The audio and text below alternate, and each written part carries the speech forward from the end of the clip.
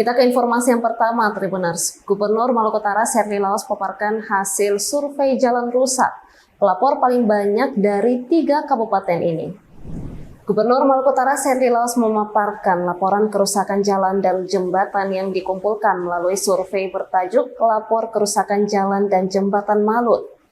Laporan tersebut melibatkan ratusan warga dari berbagai pelosok Maluku Utara.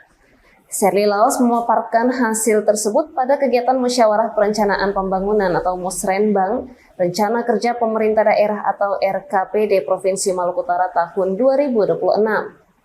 Di mana proses pelaporan yang dihimpun secara daring itu dimulai pada awal April 2025. Berdasarkan data yang terekam dalam dokumen tersebut, laporan kerusakan jalan maupun jembatan paling banyak dari Kabupaten Halmahera Barat, Halmahera Selatan, dan Halmahera Timur. Warga mengeluhkan kondisi jalan berlubang, jalan putus, jembatan reyot, hingga tidak adanya jembatan di beberapa kawasan yang rawan banjir dan longsor. Salah satu laporan datang dari Kecamatan Jailolo, Halmahera Barat menyebutkan bahwa jalan utama penghubung ke Sidangwali rusak parah dan kerap menyebabkan kecelakaan.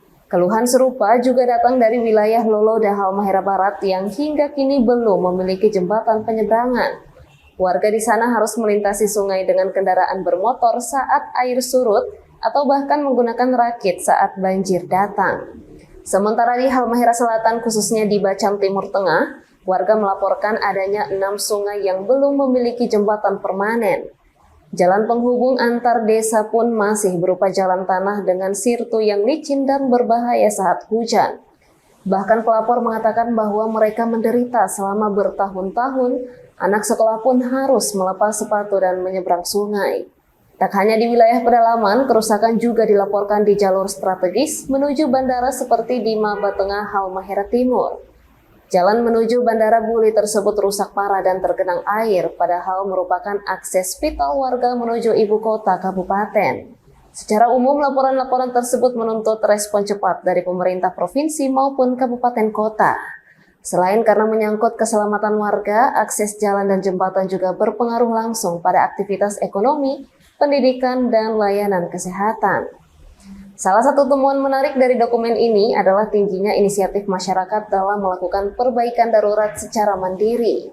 Sejumlah warga mengaku telah menimbun jalan rusak menggunakan dana swadaya karena tak kunjung mendapat perhatian pemerintah. Warga berharap melalui laporan ini Serly Laos dapat menetapkan pembangunan dan perbaikan infrastruktur jalan dan jembatan sebagai program prioritas yang didorong bersama pemerintah pusat maupun melalui CSR perusahaan yang beroperasi di daerah. Dengan kondisi ini, publik menanti aksi konkret dan komitmen pemerintah dalam mewujudkan pemerataan pembangunan infrastruktur di seluruh wilayah Maluku Utara.